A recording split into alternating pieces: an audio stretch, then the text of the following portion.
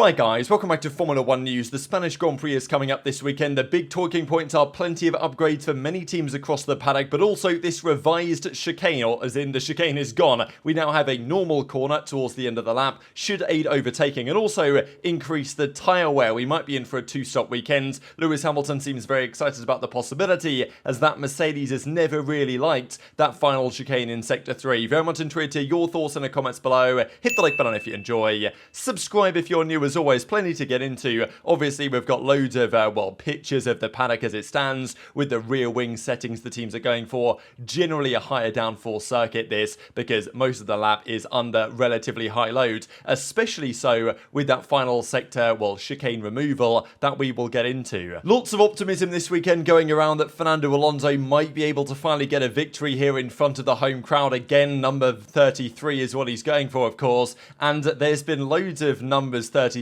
floating around here. For example, one of the astronomical centers of Mallorca has actually designated an asteroid number 73533 as 73533 Alonso, and this is hilarious, to be honest, right? It's also kind of incredible that they are naming this asteroid after the hope of victory number 33 arriving at some point. Here's the article explaining how fast it's traveling in orbit, miles to Jupiter, all this stuff, so I'm sure you can figure out roughly what this translates to. And here's a 73533 Alonso on its path around the solar system relative to the other planets, and they describe exactly why they've done this and all this stuff, which is just fantastic, to be honest. You can actually go on the NASA website and track 73533 Alonso as it is now known, and here it is on that database with all the relative details associated with it. So pretty remarkable. And there's also been lots of other 33 related talk of numbers over the last couple of days. For example, this remarkable stat that Twitter doesn't want to translate, but you guys can get the picture here. This is Fernando's, if he competes this weekend, as he will, 362nd Grand Prix in his history in Formula 1. There's only been 1,086 in history as of this weekend. That would bring him up to 33.33 recurring percent of all Grand Prix completed, which is quite the thing to happen for his home Grand Prix in Spain. Maybe there's a chance something crazy happens, as happened back in 2016 with Hamilton Rosberg. Who knows, could it happen again with Verstappen Perez? Alonso comes through for the dub. I don't know. But the number 33 has been flying around a lot lately, and arguably it's too much of a coincidence to me, nothing at all. But look, Alonso says it's unlikely. They're way too fast. They can probably take the final couple of corners flat right now that other teams might not be able to. So he's still kind of hoping for a podium, but I'm sure in the back of his mind he's thinking, this could be the weekend where the stars finally align. Let's talk upgrades then. These are some of the rear wings the cars have come up with, but Ferrari are the big talking point in terms of upgrades this weekend. Red Bull said, I think Helmut Marko said, they're bringing something new and exciting, and I'm pretty sure Max Verstappen said, I don't know what he's talking about really, we're bringing a couple of new things, but nothing particularly major. I think he got a bit too excited for his own good. This is what has noticeably changed on the Red Bull so far. A new tweak on the floor edge. Is this something something new that they're talking about from Red Bull? I don't know, but the big talking point is Ferrari. So they've changed their rearview mirror here, as you can see. Okay, I don't know how much difference this is going to make, but they're trying some new things. The key point, though, is the side pods. They are seemingly somewhat moving in a Red Bull-esque direction, and this is, in some sense, it's sad to see, although it's somewhat inevitable to see. It would be lovely if there was a world in which the zero pod, the Ferrari spooned concept, and the Red Bull undercut concept could all work, and they could all be equally good. The reality is never usually like that, and the teams eventually have to consolidate to some idea, which is going to be the Red Bull design. Now, Ferrari aren't going to abandon this car. They've said that repeatedly, that this is going to be their concept. They believe it can still be fast. The idea that they can only be like a tenth off Verstappen in quali means their car is good. I don't know if I agree with that so much, because if anything, the Red Bull is far quicker, but yet it's actually relatively poor in qualifying due to some of the setups they've made relative to its pure potential performance. But as you guys can see, bottom versus top is the older versus the newer sidepod version, and it clearly cuts down more more severely than it used to. It seems like they're going for a slightly more accelerating sidepod channel, more Red Bull-esque in certain ways than it has been previously. So we'll have to see what that looks like when we get the full pictures of the car and whether it's going to be a massive deal. There's also been this noted, so you guys can see here, the part of the engine cover towards the front has been buffed out somewhat. So just some changes here to the architecture of how they want the airflow to behave over the side of the car. There's also been this floor change, which which I don't believe I've seen any other cars go for. This was the older floor at the bottom. This is the newer rear end of the floor with this kind of bit that kicks up a bit more and actually a bit of a gap here, which I guess is to manage airflow further towards the rear through the diffuser, that type of stuff. So interesting ideas, a pretty major change of package actually for Ferrari this weekend.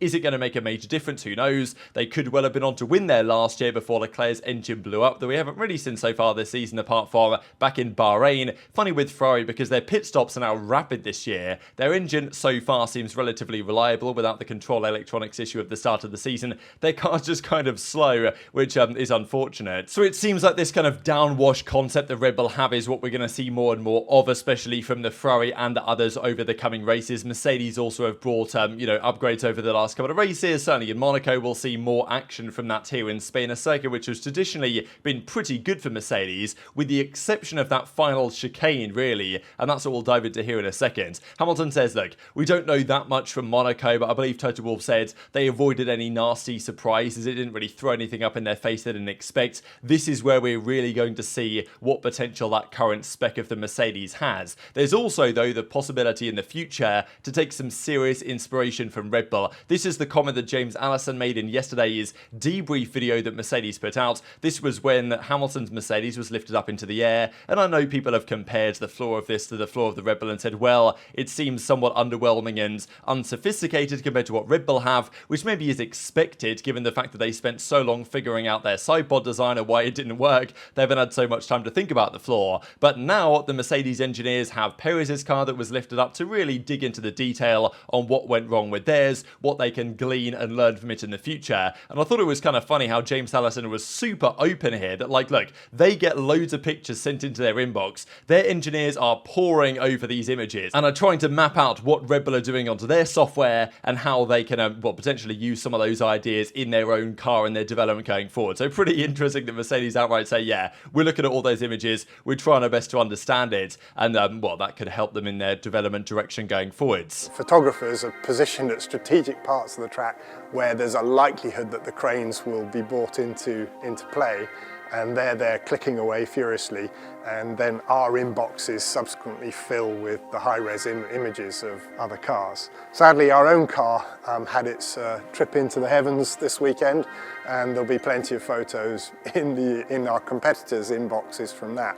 But yes, we got a nice clutch of Red Bull imagery, and that's always a good thing for our aerodynamicists to pore over and see if we can pick out details that will be of interest to us in our ongoing test program. Also quite funny, I thought that in the background of that video you could see the W13, which has now been placed into the headquarters as into the factory, right, as Toto Wolff said it would be, to remind them of what can happen, right? A car that doesn't win a championship for Mercedes, would you believe it? They might have to put the W14 in there after this season as well, but I think Hamilton described the W14 as the better looking sister of the W13 because at least it drives somewhat better than last year's car. Helmut Marko says, look, it's not easy to just look at the floor and understand everything else that's going on, but Mercedes and others will, I'm sure, be trying harder with Red Bull's images than Red Bull would be trying with Mercedes images, let's say the other way around. The key point though to me this weekend, the reason I'm particularly excited for this race, is I quite like the Catalonia circuit anyway, but especially with this big change. I always hated this stupid chicane. They put it in because of safety reasons, but the cars nowadays are good enough to not require that anymore, and this is the old layout on the left hand side towards the end of sector 3.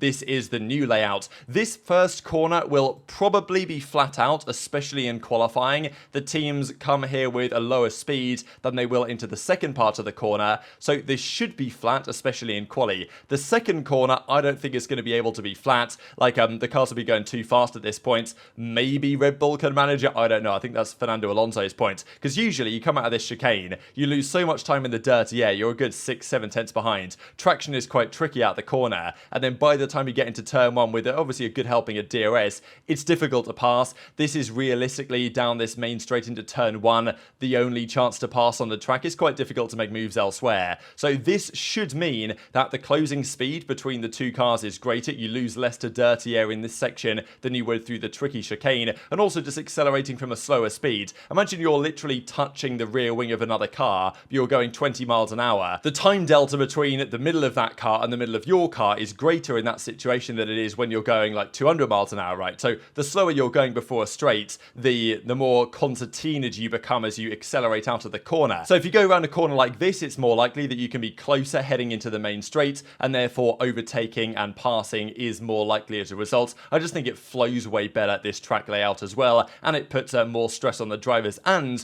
more stress on the tyres. When you're coming out of a corner like this, the chicane, it's really only the rear tyres, bit of traction that's going to be a problem. When you're slinging this car around these corners at, over 100 miles an hour, that left front tyre is screaming at you. So this is what Hamilton has to say. Our car has never liked that chicane when you come out of turn 12 and then flat out probably in the last two. So I think certainly the first one will be flat out. We'll see about the second one. It's going to be great for our neck, great for tyre wear, and it will be fun. So this is the interesting point, right? Great for tyre wear because it should increase the tyre wear. And even Leclerc made this point as well. He says, look, the left front tyres will be crying, right? You imagine you're going around this corner, especially this one. It's kind of like going around cops, right? The left front tyre is going to be taking the brunt of the impact there, and it's going to be degrading quick, you would think. Now, if we come to this weekend and Verstappen is able to go, however many laps on the hard tyre, then, okay, we know the Red Bull's tyre management is good. We know Verstappen's tyre management is good, and maybe he can take it easy through some of those corners because he can gain so much time in the other parts of the lap because his car's so fast.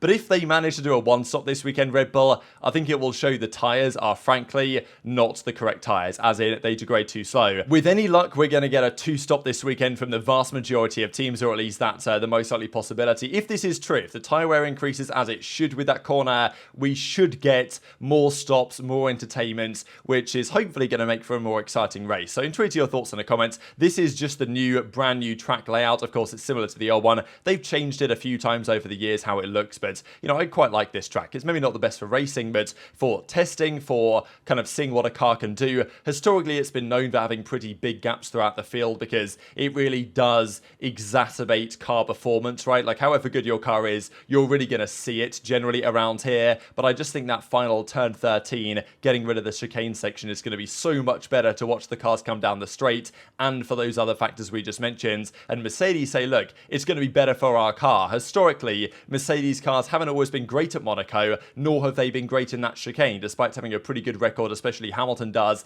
at this specific circuit. So that might help the Mercedes idea in general that seems to struggle with that part of the track. And also for rear traction zones, that's when they're weaker than the Red Bull and the Aston Martin. They're better relative to those cars in the higher speed, front limited corners, of which they now have effectively two more with the changes they've made here. So the lap times will get faster as well. There's been some debate on how much faster the lap times will actually get. Will they come down by 7-8 seconds? Will they come down by 5-6 seconds? But they're going to be in the 1:10 ranges, I'd imagine, in qualifying, which is going to be, okay, it's going to make the race slightly shorter by total time, but I think it's going to make it more entertaining to watch. So very much interested your thoughts in the comment section below. Hit the like button if you enjoyed, subscribe if you're new, take care, and I'll see you next time.